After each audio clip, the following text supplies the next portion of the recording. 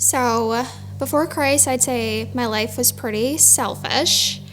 I had a tough childhood and difficult relationships with my parents at one point or another. I always tell people I felt like I was forced to grow up at a very young age. Because of that, I felt like I never fully processed all the trauma and the feelings I experienced as a child. I had a lot of abandonment issues, which led to a lot of trust issues and emotional instability in my relationships. I just simply convinced myself that I was unworthy or undeserving of just like happiness.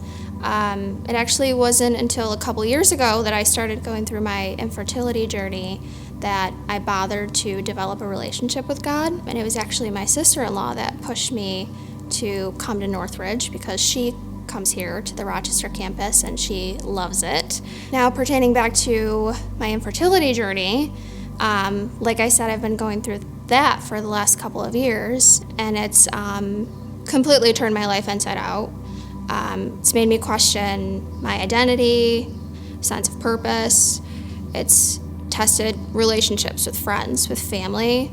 It's even tested the strength of my marriage on multiple occasions. And there was just so many days when I would just cry and feel like giving up, and I would just beg God to just, let me know everything was gonna be okay, because I just didn't understand.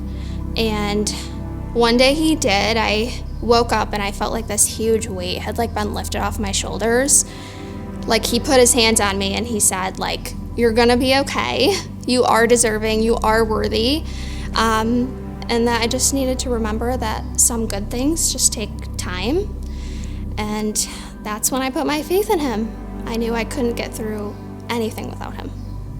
My journey, it's made me question my relationship with the Lord on multiple occasions because, of course, it's something very traumatic. And when you're going through it, you just don't understand, why am I going through this? Questioning my relationship with him, but then I would stop and I would remember all the good that he's done for so many people who are going through the same thing that I'm going through or something similar. That's when I know that he'll stay true to his promise and he'll do the same for me. And one thing I've learned is that God is the writer of my story, and he does have a perfect plan for every one of us as long as we continue to have faith in him and trust his timing. And I just feel like I have this new profound sense of strength, and I have this new perspective on things that I carry with me every day. So I want to be baptized because I want to fully commit myself to Jesus Christ. I know he's a part of my story, but one day when I do get down that really dark, long, difficult path, I just want the world to know that I made it there because of Jesus.